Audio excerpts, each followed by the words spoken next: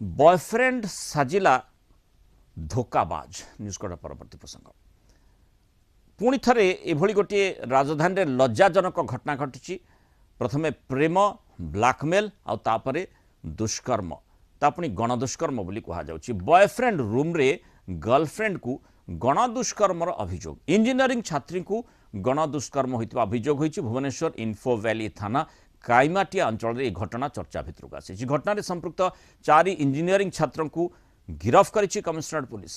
गिरफ अभियुक्त हेले सिपुन बेहेरा, रंजन बेहेरा, शुभंकर पाढ़ी एवं रतिकांत। दुष्कर्म पछरे बॉयफ्रेंड और तार सांग सामिल थिबा अभियोग होइछि। अभियुक्त को गिरफ करे पुलिस एबे तदंत करुछि।